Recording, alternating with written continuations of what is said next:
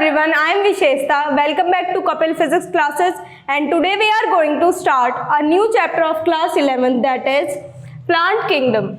So in this chapter we are going to study about the plants and its kingdom and its classification. कि हमारा जो plant kingdom है उसकी other classes क्या है, किन क्लासेस में डिवाइडेड है वो, और वो किन बेसिस पे डिवाइडेड है और उनके क्या क्या अपने अपने फीचर्स हैं. तो हमारा 5 सिस्टम ऑफ क्लासिफिकेशन जो था किंगडम्स का, उसमें हमारा आर.एच. विटेकर ने 5 किंगडम्स हमारे डिवाइड किए थे, जो है Monera, protista, fungi, Plantae and animals. तो हमारे ये कुछ फंक्शंस उनके जो थे और उनके कुछ स्ट्रक्चर जो थे उनके बेसिस पे हमारे ये डिवाइड किए गए थे. उनमें हमारे क्या आते हैं, सबसे पहले तो हमारा जो सेल का न्यूक्लियस है वो न्यूक्लियर मेम्ब्रेन से बाउंडेड है या नहीं, प्रोकैरियोटिक ऑर्गेनिजम्स हैं या फिर यूकैरियोटिक ऑर्गेनिजम्स है, उनका मोड ऑफ रिप्रोडक्शन क्या है, ये सारे पॉइंट्स थे. क्या था, सेल स्ट्रक्चर,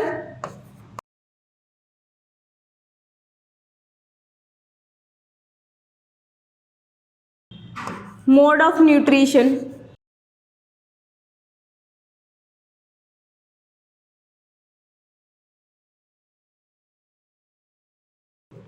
रिप्रोडक्शन,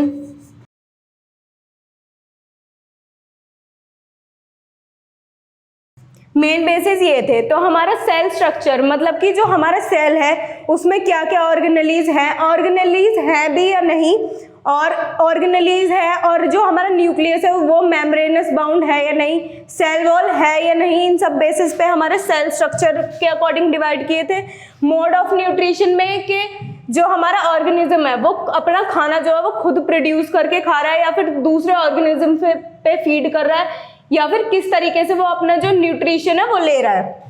एंड एक और हमारा था रिप्रोडक्शन के, वो रिप्रोड्यूस किस तरीके से कर रहे हैं, वेजिटेटिवली, असेक्सुअली या फिर सेक्सुअली. इन सब बेसिस पे हमारे किया गया था 5 किंगडम ऑफ क्लासिफिकेशन डिवाइड. तो हम इस चैप्टर में प्लांट्स के बारे में पढ़ेंगे. तो हमें देखना है प्लांट्स के कौन कौन से फीचर्स थे. तो हमारे प्लांट्स के पास यूकैरियोटिक सेल होता है. यूकैरियोटिक सेल का मतलब क्या है, जो हमारा सेल है वो सेकेंड टाइप मतलब एडवांस्ड है, उसके पास ऑर्गेनेलीज भी होंगी, सेल में ऑर्गेनेलीज होंगे और न्यूक्लियस भी होगा. और जो उसका न्यूक्लियस है, सेल का जो न्यूक्लियस है वो मेम्ब्रेन से बाउंड होगा और उसको क्या बोलते हैं, न्यूक्लियर मेम्ब्रेन.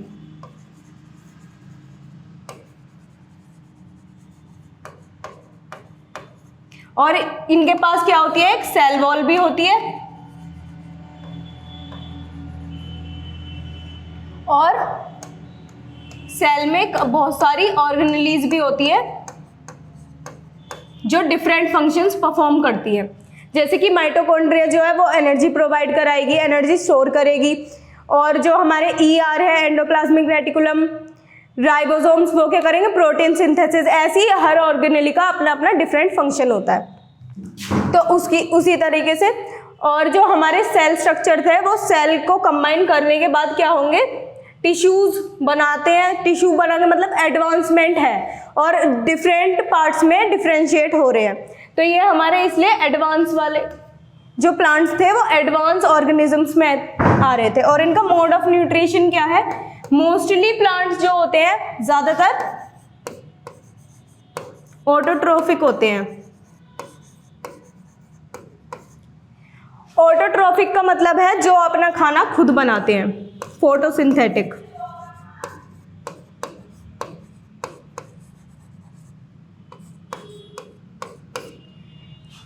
क्योंकि हमारे प्लांट जो है वो फोटोसिंथेसिस कर रहे हैं, तो फोटोसिंथेसिस के लिए मेन पिगमेंट जो होता है वो होता है क्लोरोफिल.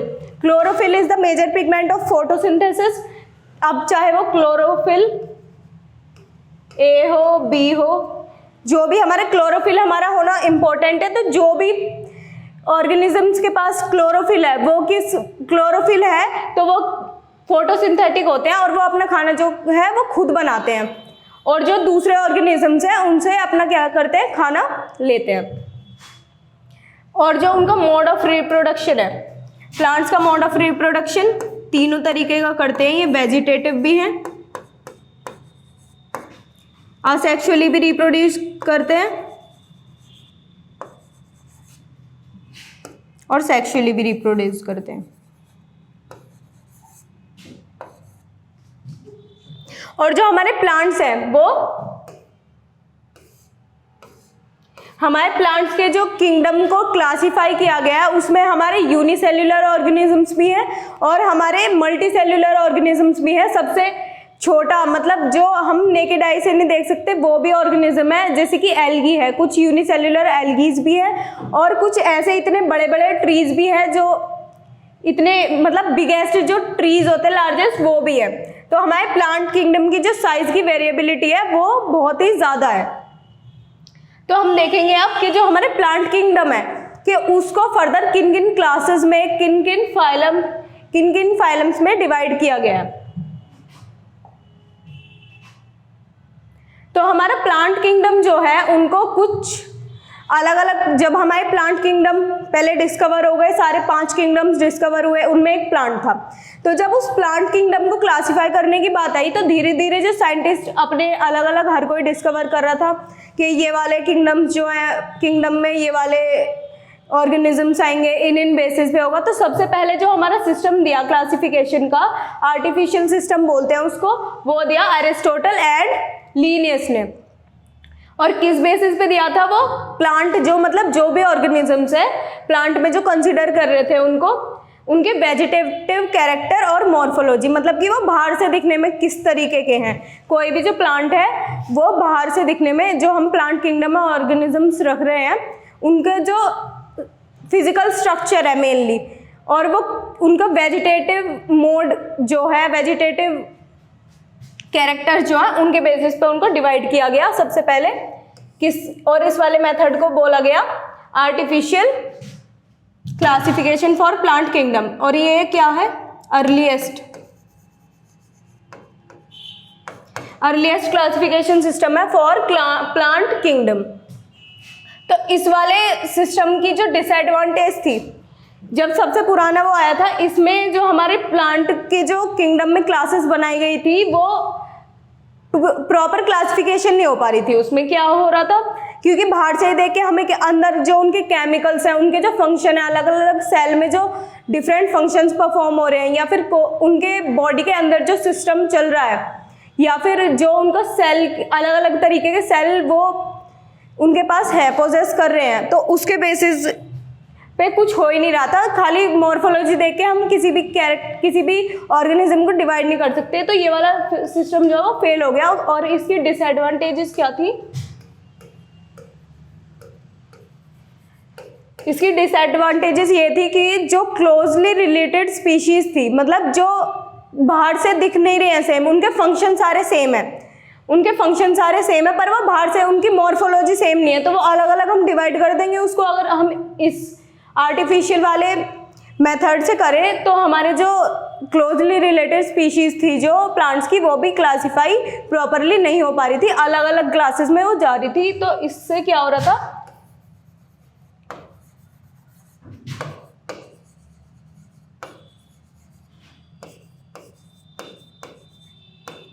क्लोजली रिलेटेड स्पीशीज जो है वो डिफरेंशिएट नहीं हो पा रही थी।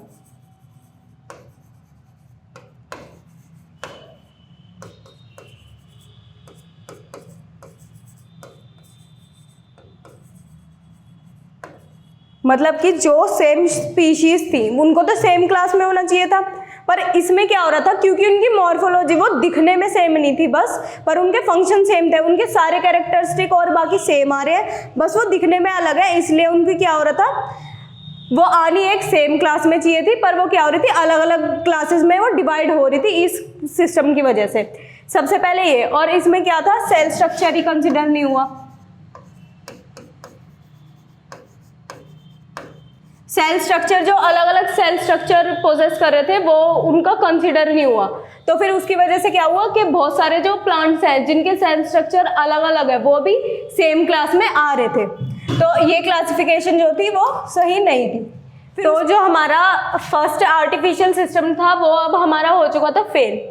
हमारा नया सिस्टम बनाया जो था हमारा नेचुरल सिस्टम, जिसको हम बोलते हैं natural system of classification for plant kingdom. तो ये हमारा दिया था जॉर्ज बेंथम एंड हुकर ने। तो ये जो हमारा था ये मेनली हमारा फ्लावरिंग प्लांट के लिए था।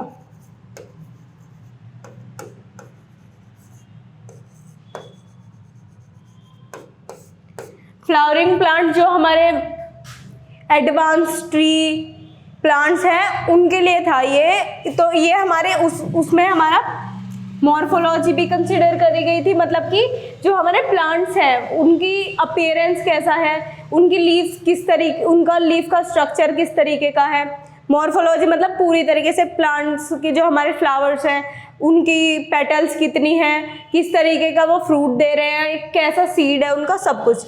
एनाटॉमी जैसे कि हमारे लीफ है उसके जो हमारा सेल है, सेल में क्या क्या ऑर्गेनेलीज है, किस तरीके के सेल है, कितनी हमारी लेयर्स है सेल में, हर चीज़ जो हमारा एनाटॉमिकल फंक्शंस और अपीयरेंस जो थे वो सारे कंसिडर करे गए थे। रिप्रोडक्शन किस तरीके से हो रहा है वो सारा कंसिडर के। मोड ऑफ रिप्रोडक्शन क्या है, वेजिटेटिवली कर रहे हैं और सेक्सुअली रिप्रोड्यूस कर रहे हैं, सेक्सुअली रिप्रोड्यूस कर रहे हैं, गैमीट्स बना रहे हैं, अलग अलग पेरेंट्स हैं या नहीं, और किस तरीके से हमारे जो प्लांट्स हैं वो रिप्रोड्यूस कर रहे हैं, वो सारा कंसिडर करा गया था।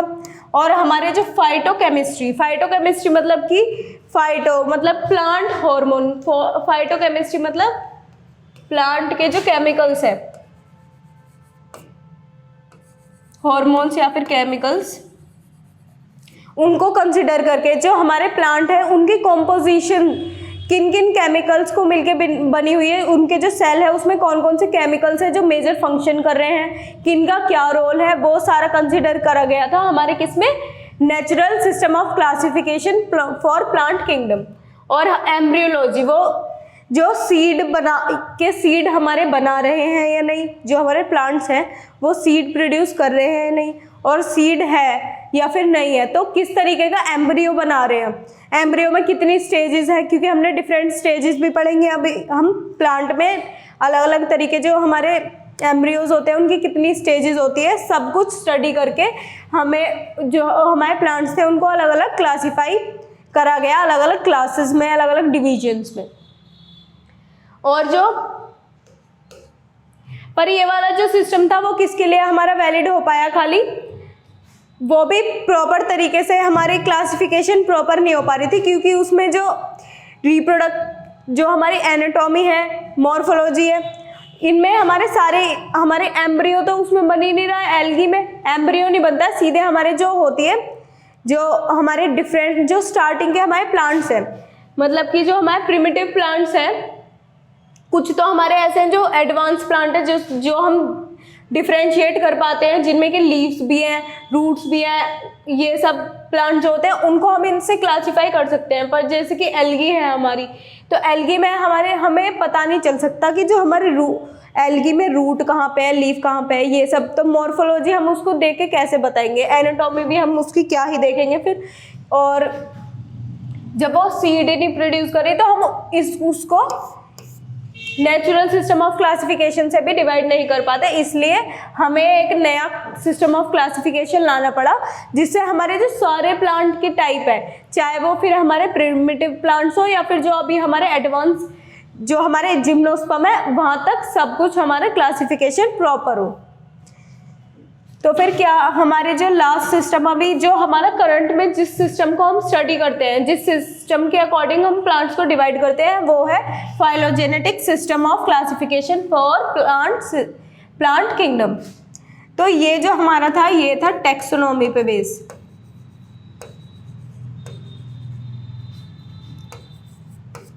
और प्लांट टैक्सोनॉमी में हम क्या देखते हैं, प्लांट टैक्सोनॉमी भी किन बेसिस पे डिवाइड करी गई कि जो हमारे प्लांट्स हैं उनके जो एंसेस्टर किस तरीके का बिहेवियर शो कर रहे हैं, कि कोई हमारा प्लांट है तो उनके जो बिहेवियर है वो पुराने जो प्लांट्स हैं उनको रिजेंबल किया गया, उसके अकॉर्डिंग उन्हें डिवाइड किया गया। कि जैसे एनिमल्स में करते हैं कि जो उनके एंसेस्टर्स है, उनके एंसेस्टर को देख के हम क्लासीफाई करते हैं। आज अभी जो न्यू प्लांट्स है, एडवांस प्लांट है, और जो पुराने प्लांट्स हैं उनको डिवाइड कर पाते हैं कि जो एल्गी है वो प्रिमिटिव है, क्योंकि उसके पास क्या है, सिंपल स्ट्रक्चर है, उसका थैलेस लाइक स्ट्रक्चर है, मतलब कोई भी डिफरेंशिएट ऑर्गन्स नहीं है, पार्ट्स नहीं है डिफरेंट। तो फिर हमारी टैक्सोनॉमी के बेसिस पे फाइलोजेनेटिक मतलब कि जिसमें कि हम इवोल्यूशनरी स्टडी करते हैं कि जो इवोल्यूशन मतलब उनकी जो हिस्ट्री है, प्लांट्स की जो हिस्ट्री है कि हिस्ट्री में वो किस तरीके के कैरेक्टरिस्टिक्स फॉलो करते हुए आ रहे हैं, किन किस चीज़ में इन्वायरमेंट के अकॉर्डिंग या जेनेटिकली कौन कौन से चेंजेस आ रहे हैं जो प्लांट्स में इवोल्यूशन की वजह से उनमें चेंजेस आए और नए प्लांट्स के टाइप बने। तो उनके बेसिस पे हमारे जो प्लांट्स हैं उनको डिवाइड करा गया, किस बेसिस पे? सेम एंसिस्टर सेम टैक्सा, मतलब कि जिन जिन के एंसिस्टर सेम फंक्शन दिखा रहे हैं, सेम फंक्शन सेम सिस्टम और सेम जो उनकी प्लांट के जो टाइप है, किस तरीके के वो पार्ट्स प्रोड्यूस कर रहे हैं, फ्रूट बना रहे हैं तो वो किस तरीके का फ्रूट बना रहे हैं, फ्लावरिंग है या नहीं है, उनमें डिफ्रेंशिएशन हो रखी है अलग अलग पार्ट की रूट स्टेम में या फिर नहीं। तो अगर उनका सेम एंसिस्टर जो है उनके सेम फंक्शन शो कर रहे हैं तो उनको सेम टैक्सा में डिवाइड करा गया, मतलब अलग अलग क्लासेस जो डिवाइड करी गई वो सेम टैक्सेस पे हमारी फॉलो करेंगी। फिर हमारी आती है जो हमारी टैक्सोनॉमी है। तो हमारी फाइलोजेनेटिक क्लासिफिकेशन जो दी थी, जो अभी हमारी करंट में चल रही है, जिसके बेसिस पे हम प्लांट्स को डिवाइड करते हैं, उसमें हमारे क्या है जो टैक्सोनॉमी है उसको भी 3 तरीके से डिवाइड किया गया है। 3 तरीके से हमारे प्लांट्स जो है वो उनको अलग अलग मतलब उनके कैरेक्टरिस्टिक जो है वो हम प्लांट्स को किस तरीके से हम डिफाइन करेंगे कि ये वाले कैरेक्टरिस्टिक अलग अलग बेसिस पे कौन कौन से दिए। एक तो थी हमारे न्यूमेरिकल टैक्सोनॉमी। न्यूमेरिकल टैक्सोनॉमी में क्या करा,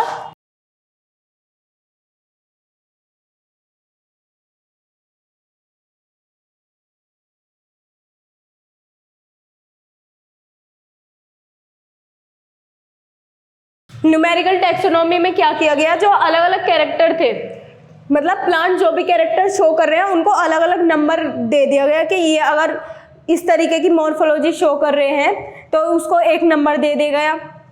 न्यूमेरिकल से पता चल रहा है कुछ नंबर जो हमारे टैक्सोनॉमी के जो हमारे कैरेक्टरिस्टिक शो कर रहे हैं उनको अलग अलग नंबर से डिवाइड कर दिया गया, अलग अलग नंबर को अलॉट कर दिए गए उन्हें कि अगर ये वाला कैरेक्टरिस्टिक शो कर रहे हैं तो ये वाला, अगर हमें कोई प्लांट को क्लासीफाई करना है, उसको अलग क्लासिफिकेशन में डालना है, कोई नया प्लांट डिस्कवर हुआ है तो हमें उसे एक प्रॉपर क्लासिफिकेशन में डालना होगा कि ये हमारे एल्गी में आएगा या फिर हमारे एंजियोस्पर्म में आया, टेरिडोफाइट किस में आएगा ये। तो हम सबसे पहले प्लांट को देखेंगे मॉर्फोलॉजी। तो मॉर्फोलॉजिकल कैरेक्टर्स जो हैं उसको भी अलग अलग नंबर दिए गए होंगे। तो मॉर्फोलॉजी में भी कौन सा कैरेक्टर शो कर रहे हैं उसको अलग नंबर दिया गया होगा। तो अलग अलग कैरेक्टर लिखने से बेहतर हमने क्या करा, जो अलग अलग कैरेक्टर थे उनको नंबर डिनोट कर दिए और उन नंबर्स को मतलब ये कैसे होता है, कंप्यूटर यूज़ करके होते हैं। तो कंप्यूटर में जैसे कोड्स यूज़ करते हैं अलग अलग, तो ऐसे ही नंबर के कोड्स दे दिए गए अलग अलग कैरेक्टर को ताकि डिनोट करने में इजी हो। तो नंबर्स उनको कोड दे दिए गए, कैरेक्टरिस्टिक्स को अलग अलग कैरेक्टर को हम डिफाइन करने के लिए अलग अलग नंबर का यूज़ करते हैं इसमें। फिर है साइटोटैक्सोनॉमी। साइटो मतलब सेल के जो हमारा प्लांट है उसका जो सेल है वो किस तरीके का फंक्शन शो कर रहा है, उसके प्लांट में उसका बिहेवियर क्या है, उस प्लांट के जो सेल है उसका बिहेवियर किस तरीके का है, उसके पास किस तरीके का न्यूक्लियस है, कौन कौन से ऑर्गेनेलीज हैं, किस तरीके का वो फंक्शन शो कर रहे हैं। तो साइटोटैक्सोनॉमी में होता है सेल और उसका बिहेवियर के बेसिस पे डिवाइड करते हैं हम। जो प्लांट का सेल है और उसके सेल के बिहेवियर के अकॉर्डिंग हम क्या करते हैं, प्लांट को अलग अलग कैरेक्टरिस्टिक डिनोट कर देते हैं और उनको क्लासिफिकेशन में उससे हेल्प होती है। और लास्ट है हमारी कीमोटैक्सोनॉमी। कीमो मतलब कि केमिकल्स। के जो प्लांट हमारा है उसमें कौन कौन से प्लांट केमिकल्स हैं, प्लांट हार्मोन्स है और किन किन चीज़ों से वो किन केमिकल की कंपोजिशन से बना है, मतलब जैसे एल्कलॉइड्स होते हैं, टर्पेनॉइड्स होते हैं। तो ये अलग अलग केमिकल्स होते हैं जो कि प्लांट्स में प्रेजेंट होते हैं और उनकी वजह से अलग अलग तरीके के फंक्शन शो करते हैं। तो तीनों ही चीज़ों को कुछ ही हमारे जो कैरेक्टरिस्टिक हैं उनको क्या करा, सबसे पहले नंबर में डिनोट कर दिया गया, अलग अलग नंबर दे दिए गए। और उनके जो सेल के भी है, सबसे पहले हम क्या देखेंगे कौन कौन से नंबर है, कौन कौन से कैरेक्टरिस्टिक है उनको डिनोट कर देंगे नंबर से, कोई भी हमें प्लांट जो है वो क्लासीफाई करना है तो। फिर देखेंगे उसका जो सेल है वो किस तरीके का बिहेवियर शो कर रहा है, उसमें कौन कौन से कैरेक्टरिस्टिक है, उसके बेसिस पे फिर और क्लासीफाई करने में हेल्प होगी। और लास्ट में हम क्या देखेंगे, जो हमारे जो प्लांट है उसमें केमिकल कंपोजिशन किस तरीके की है, कौन कौन से केमिकल से मिलके बना है। तो इन तीनों चीज़ों को कंसिडर करने के बाद हमारे अलग अलग टेक्सा में डाल देंगे, हमारा जो प्लांट है उसको अलग ही क्लासीफाई कर देंगे। हमें पूरा अंडरस्टैंडिंग हो जाएगी कि पहले मॉर्फोलॉजिकल, एम्ब्रियोलॉजिकल, ये सारे कैरेक्टरिस्टिक आ जाएंगे हमारे नंबर कोडिंग वाले में। फिर सेल की जो हमारी स्टडी आ जाएगी वो सारी आ जाएगी साइटोटैक्सोनॉमी के अकॉर्डिंग कर देंगे हम। और फिर जो हमारे केमिकल्स है उनको हम कीमोटैक्सोनॉमी की बेसिस पे पूरी हम उस प्लांट के बारे में स्टडी करके पूरे अच्छे से एनालाइज करके उसको हम क्लासीफाई कर पाएंगे और अच्छे से हमारी जो है प्रॉपर हम क्लासिफिकेशन में उसको डाल पाएंगे। तो जो हमारे फाइलोजेनेटिक हमारे वो चल रही है क्लासिफिकेशन, जो हम आज के टाइम में स्टडी करते हैं, उसके बेसिस पे हमारे जो प्लांट्स है उसको हमने 5 क्लासेस में डिवाइड करा है।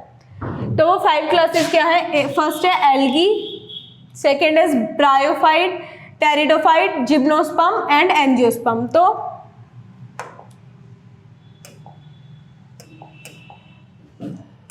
जैसे जैसे हम क्लासेस में नीचे की तरफ बढ़ते हैं तो फिर हमारे जो प्लांट्स हैं वो एडवांस होते जाते हैं और उनमें डिफरेंशिएशन होने लगती है। मतलब एल्गी जो है वो सबसे क्या है, सबसे सिंपल तरीके के प्लांट्स है, सबसे सिंपल प्लांट है। मतलब कि इसका जो सेल है ये यूनिसेल्युलर भी हो सकती है और ये हमारी मल्टीसेल्युलर या फिर बहुत ही लार्ज भी हो सकती है, जो कि बहुत ही सारे सेल्स को मिलाकर मतलब एक ऑर्गेनिज्म बना रही हो। एल्गी ऐसे भी हो सकती है। और पर जो एल्गी है उसमें क्या है, डिफरेंशिएशन नहीं है प्रॉपर। एल्गी में हमारी जो रूट्स, लीफ, ये सब नहीं है। और ये हमारे जो फर्स्ट 3 क्लासेस है, एल्गी, ब्रायोफाइट एंड टेरिडोफाइट, ये क्या है, ये सीड्स नहीं प्रोड्यूस करती है। तो हमारी एल्गी जो है उसके पास ना तो ट्रू रूट्स है ना लीफ, डिफरेंशिएशन नहीं है, कॉम्प्लेक्स स्ट्रक्चर नहीं है, बिल्कुल भी सिंपल स्ट्रक्चर है, एकदम खाली है। ना तो इसमें हमें ये पता चलेगा कि इसमें रूट कहाँ पे है, ना लीफ। हम इसको बस कह भी नहीं सकते हैं प्लांट है, देख के हम इसको बोल भी नहीं सकते प्लांट है, पर हम इसको प्लांट क्यों कंसिडर कर रहे हैं। ये जो हमारे स्टार्टिंग के 3 क्लासेस हैं, हम इनको इस बेसिस पे प्लांट कंसिडर करते हैं क्योंकि इनके पास क्या है, क्लोरोफिल है। तो ये क्या कर पा रहे हैं, ये ऑटोट्रॉफिक है, मतलब ये अपना खाना खुद प्रोड्यूस कर पा रहे हैं। इस बेसिस पे इनको प्लांट किंगडम में रखा गया। और जो हमारी एल्गी है उसमें ट्रू रूट्स और ये सब नहीं है, बिल्कुल सिंपल स्ट्रक्चर है। ये यूनिसेल्युलर भी हो सकते हैं, मल्टीसेल्युलर भी हो सकते हैं। फिर आते हैं ब्रायोफाइट्स। ब्रायोफाइट्स में भी हमारे ट्रू रूट और ट्रू स्टेम नहीं है, पर धीरे धीरे जो है डिफरेंशिएशन स्टार्ट होने लगी है। एल्गी जो है, एल्गी में बिल्कुल भी डिफरेंशिएशन नहीं है, इसमें थैलस लाइक स्ट्रक्चर होता है। और जो हमारे ब्रायोफाइट है उसमें धीरे धीरे डिफरेंशिएशन स्टार्ट होने लगती है। धीरे धीरे जो रूट के जैसे, रूट का ट्रू रूट नहीं होंगी पर रूट लाइक स्ट्रक्चर्स जो है अपीयर होने लगेंगे। और लीव्स जो हैं उनमें भी धीरे धीरे लीफ जैसा स्ट्रक्चर आने लगेगा। और टेरिडोफाइट जो हैं उनमें फिर लीफ और वो आ जाएगी। पर इसमें क्या है, यहाँ पे क्या आता है, हमारा वेस्कुलर सिस्टम आ जाता है।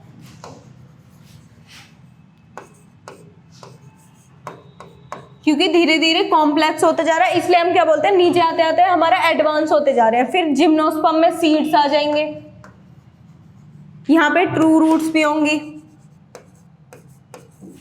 यहाँ पे प्रॉपर हमारे प्लांट जैसे हमें पता है प्लांट के एक स्टेम होनी चाहिए, लीफ होनी चाहिए, फ्लावर्स होने चाहिए, और ये सब हमारे यहाँ से स्टार्ट हो जाएंगी। True roots, stems, leaf. पर यहाँ पे क्या होगा, जो हमारा प्लांट है वो जो सीड प्रोड्यूस कर रहे हैं, ये जो होते हैं जिम्नोस्पर्म एंड एंजियोस्पर्म, ये क्या करते हैं, सीड्स प्रोड्यूस करते हैं। सीड प्रोड्यूस करेंगे, पर ये कैसे, मोनोकोट सीड प्रोड्यूस करेंगे। मोनोकोट सीड मतलब जो कि सिंगल सीड होता है और वो कोटेड नहीं होता, सीड विदाउट कोट होता है। और इसमें भी सेम स्ट्रक्चर होता है, सेम फंक्शन होते हैं सारे, बस इसमें क्या होता है, जो सीड है हमारे वो होते हैं कोटेड, मतलब उनके ऊपर एक क्या होगा, सीड कोट होगा। और सीड कोट होने जो उसको प्रोटेक्ट करेगा बाहर के इन्वायरमेंट और ये सब से प्रोटेक्ट करता है। और ये फ्लावरिंग प्लांट्स बनाते हैं जो हमारे एंजियोस्पर्म है। और इनकी जो एंजियोस्पर्म और जिम्नोस्पर्म में क्या होती है, जो एनाटॉमी होती है, लीफ की एनाटॉमी, स्टेम की एनाटॉमी, ये सब चेंज होती है। ये हम आगे जाके पढ़ते हैं जब हमारी स्टडी थोड़ी एडवांस होगी, धीरे धीरे हम पढ़ेंगे। अभी हम सबसे पहले पढ़ेंगे कि जो फाइलोजेनेटिक क्लासिफिकेशन है, हम इसको अभी पहले डिटेल में स्टडी करेंगे। सबसे पहला हम क्लास लेंगे एल्गी। एल्गी को भी फर्दर क्लासेस में डिवाइड करा गया है। एल्गी किस तरीके की होती है, किस तरीके का इसका स्ट्रक्चर है और किस तरीके की ये फंक्शन शो करते हैं और कहाँ ये रहते हैं, किस तरीके के दिखते हैं, ये सब अभी हम स्टडी करेंगे। तो हमारी फर्स्ट क्लास जो है वो है हमारी एल्गी। तो एल्गी किस तरीके की होती है, एल्गी एक बहुत ही सिंपल सा ऑर्गेनिज्म होता है, ऐसे बना दो, ये अलग अलग शेप की होती है एल्गीज, अभी हम पढ़ेंगे। तो उनका जो स्ट्रक्चर होता है, बॉडी स्ट्रक्चर, वो एकदम सिंपल होता है, एकदम सिंपल होगा ना, उसमें डिफ्रेंशिएशन होगी। जैसे कि प्लांट्स होते हैं, ये यहाँ पे स्टेम होती है, फिर ब्रांचेस निकल रही है, लीव्स आ रही है उसमें, और ये सब कुछ होता है। इसमें ऐसा कुछ नहीं है, ये खाली एक थैलस लाइक स्ट्रक्चर होगा। थैलस मतलब लाइक अ पैकेट, एक पैकेट की जैसे स्ट्रक्चर होगा। और पैकेट में हम ये नहीं बता सकते उसकी रूट कहाँ पे है, उसके लीव्स कहाँ पे है, उसमें कौन से ऑर्गन है, कौन से क्या है, ऑर्गन कुछ नहीं होते, खाली ये क्या होगा, बॉडी कैविटी होगी, उसमें उसका सेल जो होगा उसका न्यूक्लियस होगा, सारी ऑर्गेनेलीज होगी और वही सारे फंक्शन परफॉर्म कर रही होगी। और जो हमारी एल्गी होती है वो भी क्या होती है, ऑटोट्रॉफिक होती है। ऑटोट्रॉफिक मतलब कि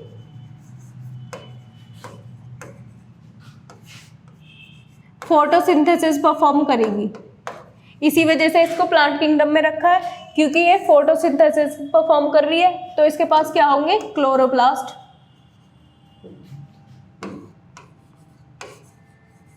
क्लोरोप्लास्ट में अलग अलग पिगमेंट्स होंगे, क्लोरोफिल ए, बी, सी, अलग अलग होते हैं। अलग अलग एल्गीज में अलग अलग क्लोरोफिल की जो क्लास वो है डिवाइडेड होते हैं, वो अलग अलग तरीके से उसका फंक्शन होते हैं और अलग अलग तरीके से उसको वो करते हैं, अपीयरेंस देते हैं। मतलब ग्रीन एल्गी जो होगी उसके पास क्लोरोप्लास्ट, ग्रीन क्लोरोप्लास्ट होगा, जिसकी मतलब बेसिकली इनके पास क्या होते हैं, प्लास्टिड। क्लोरोप्लास्ट भी क्या है, प्लास्टिड, उसकी वजह से इनको कलर अलग अलग मिलते हैं। ब्राउन एल्गी जो है उसमें अलग क्लोरोफिल होगा, उसका ब्राउन कलर हो जाएगा।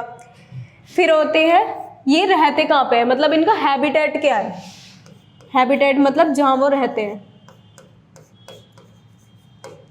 क्योंकि प्लांट्स है और प्लांट्स अपना खाना खुद बना रहे हैं, तो उनको क्या चाहिए, सनलाइट चाहिए, वाटर चाहिए, तो उसकी वजह से ये क्या होती है। और इनके पास ना तो रूट्स है कि अगर हम इनको सॉइल में लगा दें और रूट है, और इनके पास वेस्कुलर सिस्टम अगर होता तो फिर क्या करते, रूट से पानी लेते, फिर उसको ट्रांसफ़र कराते वेस्कुलर सिस्टम, जाइलम और फ्लोएम का यूज़ करके। ऐसा कुछ नहीं होता इनके पास, इसलिए ज़्यादातर क्या होती है, सिंपली जो हमारा पानी होता है, जैसे कि रिवर, सी, ओशन, कहीं भी हो सकती है, ये पानी में ही रहती है। और पर कुछ एल्गीज जो है जो मॉइस्ट, तो पानी तो चाहिए ही, तो मॉइस्ट रॉक पे भी मिल सकती है कुछ एल्गीज, जैसे कि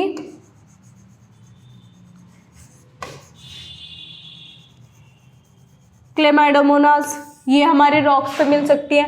पर जो रॉक होना चाहिए वो क्या होना चाहिए, मॉइस्ट, मतलब कि नमी होनी चाहिए, पानी होना चाहिए, तभी वो क्या कर पाएंगी, फोटोसिंथेसिस कर पाएंगी। एक हमारी फोटोसिंथेसिस की रिक्वायरमेंट क्या है, मेजर रिक्वायरमेंट वाटर ही है, और अगर पानी नहीं होगा तो फिर ये सर्वाइव नहीं कर पाएंगे। तो फिर एल्गी एक मॉइस्ट रॉक पे भी मिल सकती है। मॉइस्ट वुड पे हमारी जैसे लाइकन्स होती हैं, लाइकेन भी एक अलग तरीके, लाइकेन जो हमारे सिम्बायोटिक फंक्शन करती है वो हमारी किस पे होती है, लाइकेंस। फंगस हमारी मेजरली वुड और ये सब सॉइल पे ही होती है। तो ये जो लाइकेन होते हैं वो क्या होता है, फंगस प्लस एल्गी, और ये मेनली कहाँ मिलती है, मॉइस्ट वुड पे। तो ये भी एक तरीके की एल्गी ही है जो कि हमारे सिम्बायोटिक रिलेशनशिप में रह रही है, किसके साथ, फंगस के साथ। तो ये जो हमारे लाइकेंस होते हैं वो कहाँ मिलते हैं, हमें मॉइस्ट वुड पे मिलते हैं ज़्यादातर। और कुछ एल्गीज होती है जो हमारी कहाँ पे रहती है, कुछ एनिमल्स पे रहती है, जैसे कि है स्लॉथ बियर। जो एनिमल होती है उनकी स्किन भी मॉइस्ट होती है, हमारी भी स्किन मॉइस्ट होती है हल्की हमारी। तो ये क्या करती है, जो एल्गीज होती है स्किन के साथ, स्किन के ऊपर ग्रो करने लग जाती है जब ज़्यादा मॉइस्ट होने लगती है स्किन। और कुछ एनिमल्स होते हैं जो बहुत बड़े बड़े होते हैं और उनकी बॉडी में इतना कुछ वो फंक्शन करते नहीं है। तो जैसे कि स्लॉथ बियर रहता है तो उनके हाइब्रिनेशन का जैसे पीरियड आता है तो फिर क्या होता है, एल्गीज ग्रो कर जाती है उनके ऊपर, ग्रीन कलर की एल्गी या फिर जो भी एल्गी उनके ऊपर ग्रो करेगी उस तरीके का उनके ऊपर अपीयरेंस भी हल्का हल्का आने लगता है। जहाँ भी उनके ऊपर वो करती है एल्गीज जो है उनके साथ, उनकी स्किन के साथ रिलेशनशिप में आकर वहाँ पे ग्रो करने लग जाते हैं। और जो हमारी एक्वेटिक, जो प्रॉपर एक्वेटिक रहती है जैसे कि स्पायरोगायरा,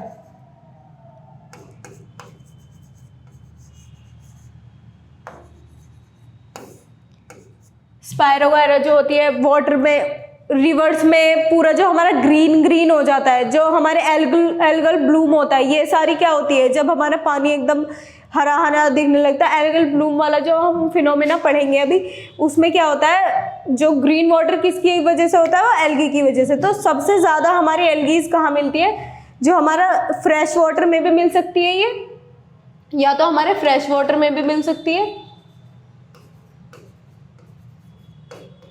और कुछ एल्गीज होती है जो कि हमारी किस में मिलती है, मेरीन, मतलब कि जो सॉल्ट वाटर होता है। और फ्रेश वाटर में भी अलग अलग तरीके के होते हैं पानी। एक तो हमारा हो सकता है स्टेगनेंट वाटर, मतलब कि जहाँ पे पानी रुका हुआ होता है, फ्लो नहीं करता। तो कुछ एल्गीज होती है जो उसी पानी में, मतलब रुके हुए पानी में ही ग्रो करेगी, और कुछ होती है जो फ्लोइंग वाटर में ग्रो करती है, कुछ एल्गीज। और ऐसे ही मरीन में कि कुछ होते हैं जो डीप सी में, मरीन मतलब कि सॉल्टी वाटर में ही ग्रो करेंगी वो, और डीप सी में करेंगी, नीचे वाले लेवल जो होता है सी का या ओशन का, वहां पे ग्रो करती है कुछ एल्गीज। और कुछ एल्गीज जो होती है वो ब्रैकिश वाटर,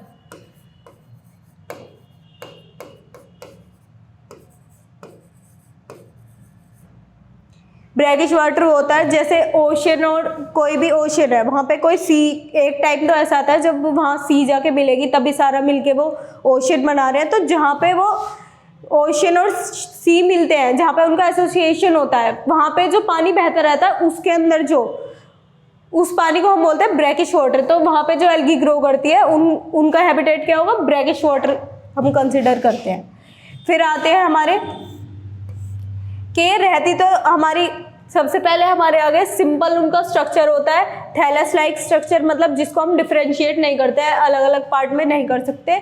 और उनका मोड ऑफ न्यूट्रिशन क्या होता है, ऑटोट्रॉफिक, खाना अपने आप बनाती हैं वो अपना।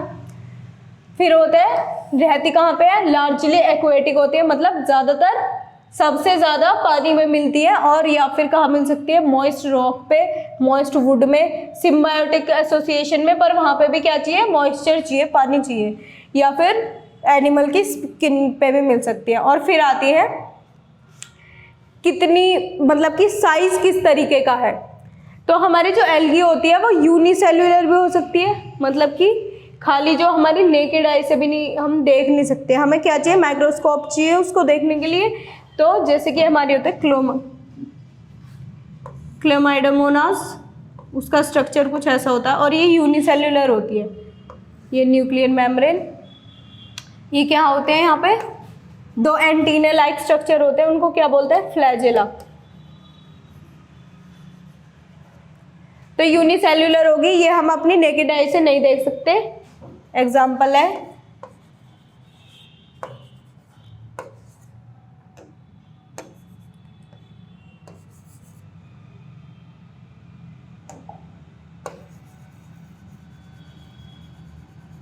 क्लेमाइडोमोनास।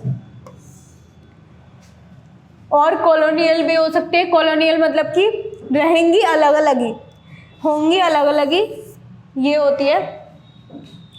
पर ये क्या होती है, अलग बहुत सारी एल्गीज जो हैं वो एक साथ रहने लगती हैं। जैसे कि हम ह्यूमंस भी रहते हैं, हमारे अलग अलग पर्टिकुलर एरिया होता है, उस एरिया को हम पर्टिकुलर कुछ नाम दे देते हैं अलग अलग, कि ये वाला एरिया का नाम हमने कुछ रख दिया, ए ब्लॉक है, तो ए ब्लॉक में जो बहुत सारे घर हैं, बहुत सारे घर हैं, और उन घरों में भी अलग अलग लोग रह रहे हैं, बहुत सारे, वो अलग अलग रहे हैं पर एक पर्टिकुलर एरिया में रह रहे हैं, एक कॉलोनी बना के रह रहे हैं। तो उसी तरीके से जो हमारी एल्गीज हैं, कुछ एल्गीज क्या रहती है, कॉलोनीज में रहती है, एक साथ रहती, वो अलग अलग है, मतलब अलग अलग सेल है। ये सारा पूरा एक सेल हम इसको कंसिडर नहीं करेंगे, सेल ये अलग अलग है, अलग अलग ऑर्गेनिजम्स हैं, पर क्या होते हैं, ये रहने एक साथ लगते हैं, बस कॉलोनीज में फॉर्म करके रहते हैं, ग्रुप बना के रहते हैं। इसका एग्जाम्पल है वॉलवॉक्स।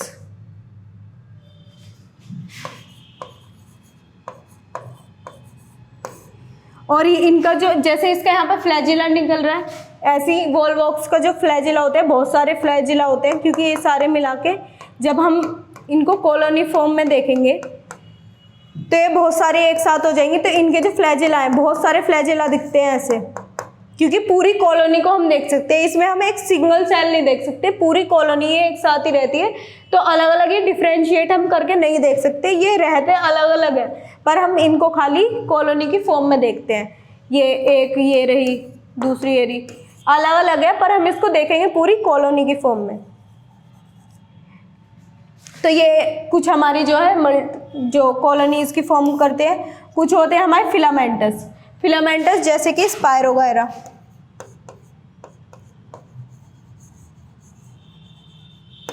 जैसे होती है हमारी स्पायरोगायरा। स्पायरोगायरा का स्ट्रक्चर कैसा होता है,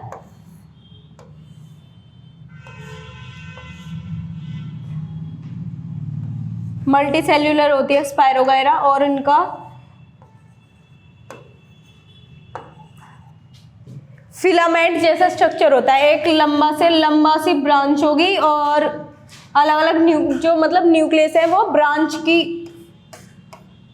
एक स्ट्रेट हमारा फिलामेंट सा बना लेंगे, और उसमें हमारी जो न्यूक्लियस है, अलग अलग सेल है, वो अरेंज होते हैं। ये किसका होता है, स्पायरोगायरा। एक और है,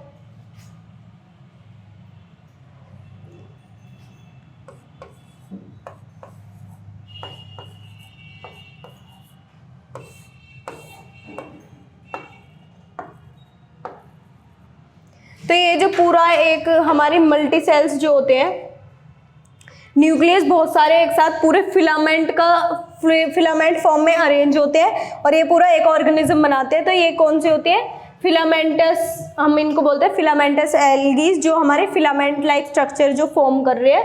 और हमारे स्पायरोगायरा से एक और अलग हमारा एग्जाम्पल दिया हुआ है एनसीईआरटी में, यूलोथ्रिक्स।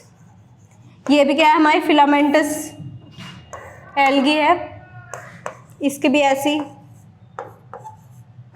बहुत सारे न्यूक्लियस होते हैं एक साथ, फिलामेंट फिलामेंट जो हमारे अरेंज हुए होते हैं। फिर आते हैं हमारी मैसिव बॉडी, जो कि हमारी बहुत ही ज़्यादा मैसिव बॉडी बना देते हैं, बहुत बड़ी, बहुत कॉम्प्लेक्स सा स्ट्रक्चर वो देखने में लगता है ऐसा कुछ, यहाँ पे ऐसे रूट्स सी बन जाएंगी, पर वो रूट्स ऐसे देखने में लगती है, पर वो सारी पूरी सेम ही वो होती है, ऐसे ऐसे करके।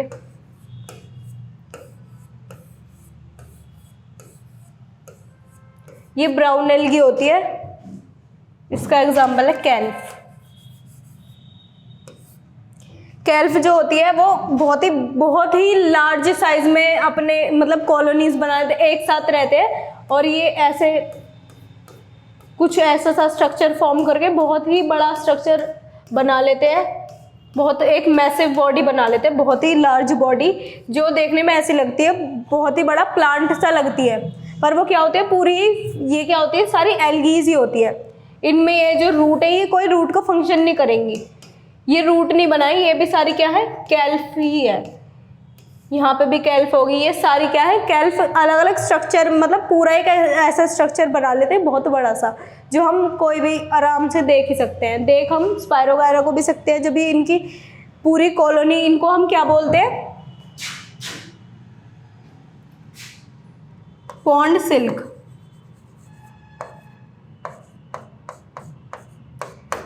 स्पायरोगायरा को बोलते हैं पॉन्ड सिल्क और इसको बोलते हैं पॉन्ड वूल, क्योंकि इनका जो ये फिलामेंटस स्ट्रक्चर होता है तो ऐसा ऐसा करके, तो जब ये पूरा हमारे जो सी होती है उसके पानी में ऐसे ऐसे करके पूरे सरफेस पे जब ये ग्रो कर जाती है तो फिर ऐसा लगता है जैसे कि सिल्क का थ्रेड पड़ा हो, या फिर जो हमारी ये है यूलोथ्रेड जो होती है वो थोड़ी थिक होती है, उनका थोड़ा डेंस स्ट्रक्चर होता है, तो उससे क्या लगता है ऐसे जैसे वुल हो। तो फिर इसलिए हमें इनको नाम दिया है पॉन्ड सिल्क एंड पॉन्ड वुल। और जो हमारी केल्फ होती है वो ज़्यादातर डीप सी में होती है और ये बहुत ही बड़े बड़े मैसिव स्ट्रक्चर बना लेती हैं ऐसे करके। और इनका जो स्ट्रक्चर होता है वो ऐसे लगता है जैसे बड़ा प्लांट हो, जिस पर जो हमारी ये जो रूट बना रखी है इन्होंने, ये रूट नहीं होते, ये क्या है, ये भी क्या है, केल्फ ही है, ये एल्गी है। मतलब सारे सेम ही ऑर्गेनिज्म है, पर ये ऐसा नहीं है कि ये अलग अलग पार्ट में डिवाइडेड है, सब कुछ सेम है। लास्ट फीचर जो है वो है हमारा मोड ऑफ रिप्रोडक्शन, कि किस तरीके से हमारी एल्गी जो है किस किस तरीके से रिप्रोड्यूस करते हैं। तो सबसे ये हमारी जो एल्गीज होती है वो तीनों ही तरीके से हमारी रिप्रोड्यूस कर सकती है, वेजिटेटिवली भी, असेक्सुअली और सेक्सुअली। वेजिटेटिव प्रोपगेशन में हमारी क्या करती है, सबसे मेजर जो मेथड है वो है फ्रेगमेंटेशन का।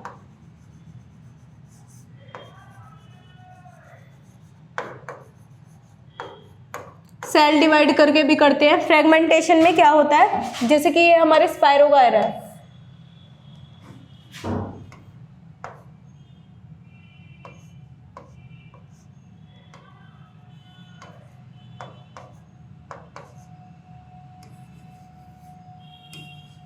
ये पेरेंट स्पायरोगायरा होती है,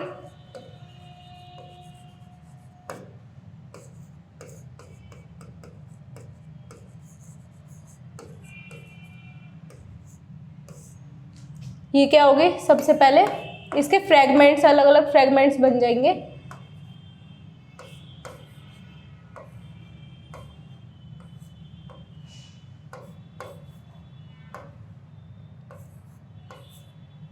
पहले अलग अलग फ्रेगमेंट्स में डिवाइड होगी,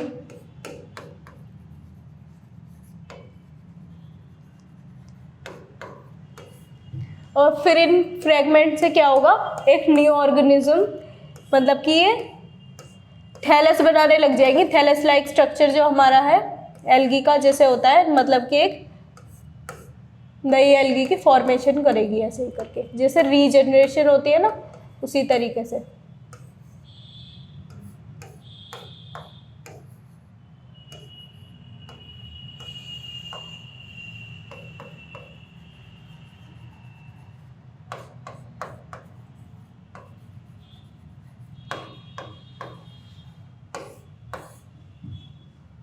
सबसे पहले क्या होगा, जो हमारा पेरेंट सेल है, पेरेंट हमारा जो ऑर्गेनिज्म है वो डिवाइड हो जाएगा अलग अलग सेल्स में। अलग अलग सेल्स के जो हमारे ये फ्रेगमेंट जो बनेंगे वो एक अल्टीमेट स्ट्रक्चर में डिवाइड होने के बाद डेवलप हो जाएगा और एक थैलस फॉर्मेशन करेगा। थैलस फॉर्मेशन करने का मतलब क्या है, वो डेवलप होकर एक पूरी एल्गी बना लेगा। फिर क्या होगा, फिर इनसे भी सेम स्ट्रक्चर, ऐसे ही फ्रेगमेंट्स बनेंगे, अलग अलग फ्रेगमेंट बनेंगे, फिर नई एल्गीज बन जाएंगी। तो इसमें ना तो हमारे को स्पोर्स फॉर्मेशन हुई, ना किसी तरीके के गैमेट बने, तो ये इसलिए क्या है, ये वेजिटेटिव मेथड ऑफ रिप्रोडक्शन है। इसमें ना दो पेरेंट्स इन्वॉल्व हो रहे हैं। नेक्स्ट है हमारा सेक्सुअल रिप्रोडक्शन। सेक्सुअल रिप्रोडक्शन जो हमारा मेजर मेथड है वो है हमारा एल्गीज में स्पोर फॉर्मेशन का।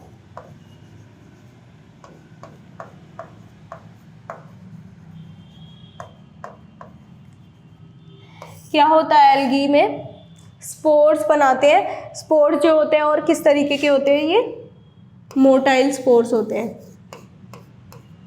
मोटाइल का मतलब that have movement, that can move.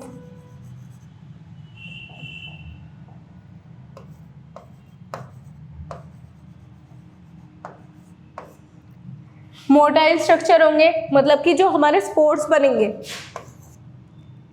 ये हमारे स्पोर्स बन रहे हैं, तो ये कैसे होने चाहिए? मोटाइल मतलब मूव करने के लिए इनको क्या चाहिए? फ्लैजिला चाहिए।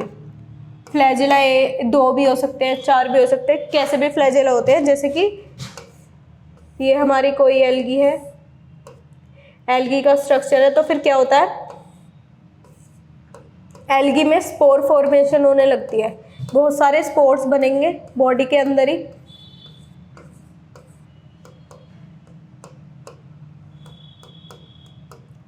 बॉडी के अंदर बहुत सारे स्पोर्स बनेंगे। फिर क्या होता है? एक टाइम ऐसा आता है कि जो हमारी बॉडी है वो उसमें इतने ज़्यादा स्ट्रक्चर बन जाते हैं, सबसे पहले धीरे धीरे कम बनेंगे पहले, ठीक है। कम स्ट्रक्चर्स धीरे धीरे फॉर्म स्पोर बनना स्टार्ट होंगे। जैसे ही हमारे ये सेक्सुअल रिप्रोडक्टिव मतलब मैच्योर स्टेज में आते ही क्या होगा? सबसे पहले स्पोर्स बनने स्टार्ट होंगे। फिर एक टाइम ऐसा आएगा जो स्पोर्स है वो उनके नंबर इतने ज़्यादा हो जाएंगे कि जो हमारा एल्गी का सेल है,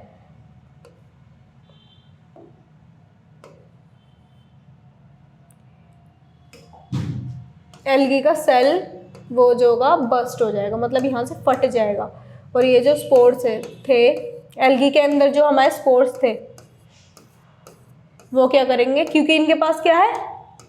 फ्लैजेला है। फ्लैजेला का काम क्या होता है? मूवमेंट कराना। तो ये मूव करके, जैसे ये हमारी एल्गी अगर वाटर में ग्रो कर रही है तो ये यहाँ पे क्या होगा? एक्वेटिक इन्वायरमेंट में ये अलग अलग जगह पे जाके क्या करेंगे?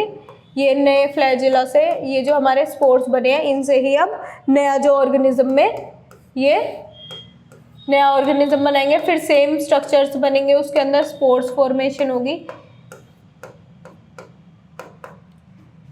स्पोर फॉर्मेशन होगी और नई एल्गी फॉर्म हो जाएगी। और ये किस में होती है? सम स्पीशीज ऑफ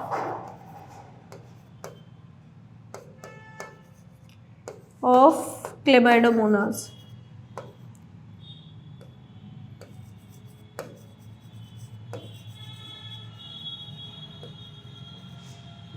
फिर आते हैं सेक्सुअली रिप्रोड्यूस किस तरीके से करते हैं।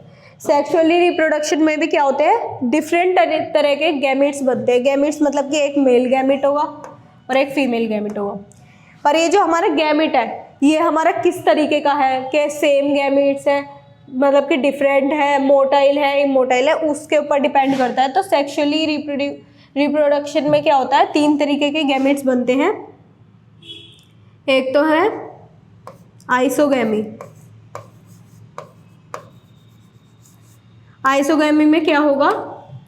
जो हमारे दोनों ही गैमेट्स बन रहे हैं, मेल और फीमेल,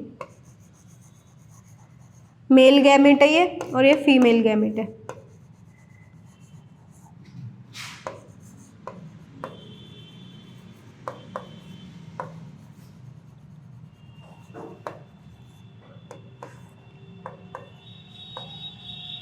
मेल गैमेट और फीमेल गैमेट को हम देख के ये नहीं बता सकते कि ये जो हमारे दोनों में से कौन सा तो हमारा मेल है कौन सा फीमेल है, ये हम डिफरेंशिएट नहीं कर पाते।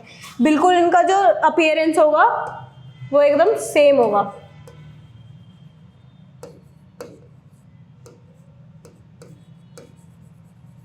आइसो का मतलब ही क्या है? आइसो का मतलब है सेम, जो बिल्कुल मॉर्फोलॉजिकली एकदम सेम जो हो, मतलब कि इनका जो जेनेटिक मटेरियल है वो तो अलग अलग होगा। मेल में जो होंगे वो मेल वाले फंक्शन परफॉर्म करेंगे और फीमेल वाला जो होगा वो उससे जाके फ्यूज करेगा। तो इनके फ्यूजन से क्या बनेगी? नई एल्गी बनेगी। पर इनके जो गैमेट्स होते हैं ये गैमेट्स बिल्कुल दिखने में एकदम सेम होते हैं, हम इनको डिफरेंशिएट नहीं कर सकते। अब ये जो हमारे आइसोगैमी है ये भी 2 तरीके की हो सकती है। एक में तो हमारे बनाएंगे मोटाइल स्ट्रक्चर और एक में बनाएंगे नॉन मोटाइल। तो ये वाले क्या है हमारे? Non motile.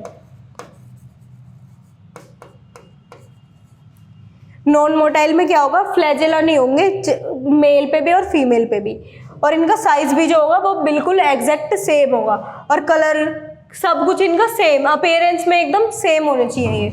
और नॉन मोटाइल कैसे होंगे, दोनों के पास ही, अगर इसके पास 2 फ्लैजेला है या फिर 1 फ्लैजेला है तो इसके पास भी 2 या फिर 1 ही फ्लैजेला होगा। जितने फ्लैजेला मेल के पास है उतने ही फीमेल के पास होने चाहिए, और ये इनका अपीयरेंस बिल्कुल एग्जैक्ट सेम होना चाहिए। ये होगा मेल, ये हो जाएगी फीमेल गैमेट। ठीक है, तो ये हो गए हमारे आइसोगैमी। फिर आती है सेकेंड टाइप है सेक्सुअल रिप्रोडक्शन में एनाइसोगैमी।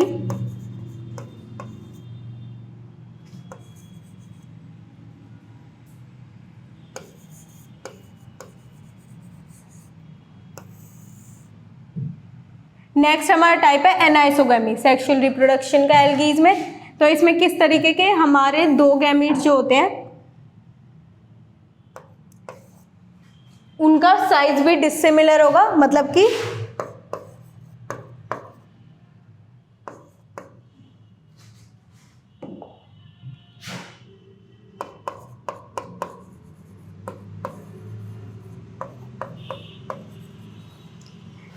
और इनकी मोर्टेलिटी भी डिफरेंट हो सकती है।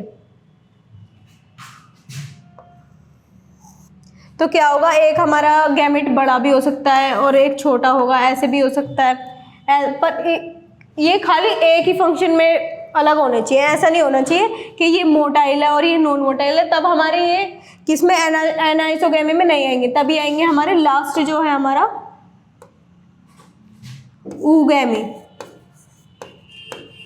3 टाइप्स हैं। एक है हमारे आइसोगैमी, आइसोगैमी बिल्कुल सबसे अलग है, जिसमें सारा अपीयरेंस फंक्शन अलग होगा, खाली हमारे जो मॉर्फोलॉजिकल अपीयरेंस है ना, उनकी मोर्टेलिटी और साइज जो है वो दोनों ही चीज़ क्या होनी चाहिए, सेम होनी चाहिए।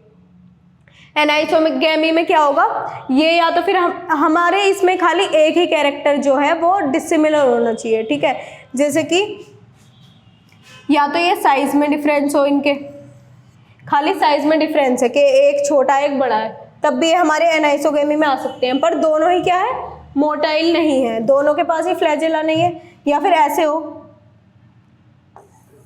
कि साइज में सेम है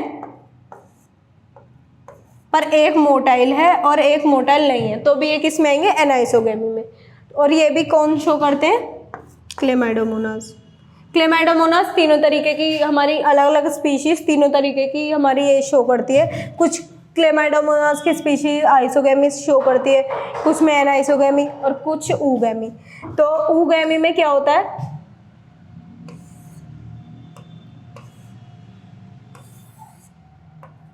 ऐसा होना चाहिए कि जो हमारा मेल और फीमेल का जो गैमीट्स हैं, मोस्टली हमारे मेल गैमीट जो होता है वो स्मॉल इन साइज होता है,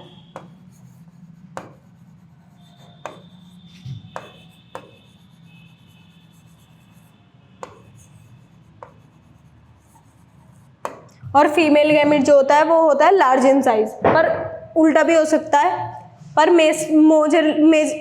दोबारा आइसो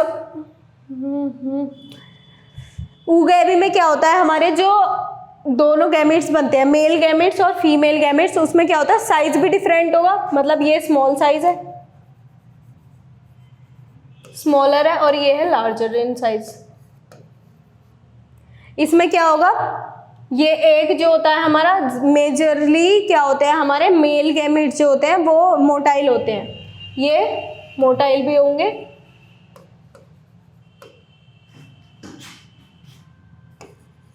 और ये है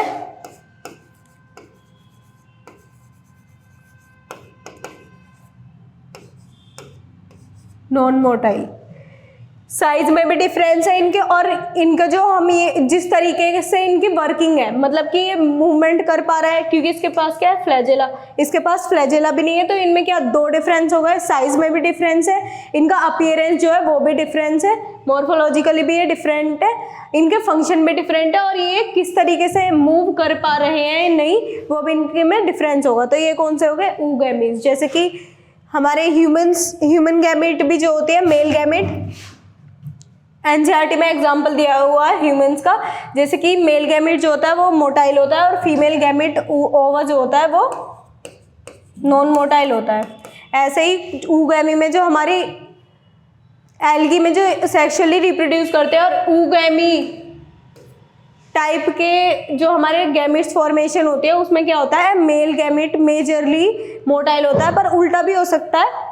पर क्या होता है, मेल गैमेट जो स्मॉलर इन साइज और वो क्या होगा, मोटाइल होगा, और जो फीमेल गैमेट होगी हमारी वो क्या होगी, लार्जर इन साइज होगी, और क्या होगा, हमारी गैमेट जो है वो मोटाइल नहीं होते। तो आइसोगेमी में क्या होगा, दोनों ही सेम साइज के होंगे। एनाइसोगेमी में क्या होगा, साइज, या तो साइज में डिफरेंस होगा या फिर उनकी मोर्टेलिटी में डिफरेंस होगा। खाली एक ही चीज में डिफरेंस होगा तो हमारे किस में होंगे, एनाइसोगेमी। पर अगर डिफरेंस जो है वो मूवमेंट में भी है, साइज में भी है, तो क्या होगी हमारी oogamete। तो हमारी ये अभी तक हमने क्या पढ़े हैं, सारे जनरल कैरेक्टरिस्टिक्स ऑफ एल्गी। इसी के बेसिस पे हम एल्गीज को 3 क्लासेस में फर्दर डिवाइड करते हैं। अभी तक हमने, तो हम एक बार रिवाइज कर लेते हैं, हमने कौन कौन से स्ट्रक्चर पढ़े हैं, कौन कौन से डिफरेंसेस पढ़े हैं और फीचर्स पढ़े हैं एल्गी के। तो अभी तक जो भी हमने जनरल कैरेक्टरिस्टिक ऑफ एल्गी पढ़े हैं, मोड ऑफ न्यूट्रिशन, रिप्रोडक्शन, उनका साइज, हैबिटेट, उन्हीं के बेसिस पे, और वो कौन कौन से पिगमेंट कंटेन करते हैं, हम जो एल्गी को डिफरेंट क्लासेस में आगे फर्दर डिवाइड करते हैं, वो हम अपनी नेक्स्ट वीडियो में कंटिन्यू करेंगे। अभी के लिए Thank you for watching the video and please press the like button. Thank you.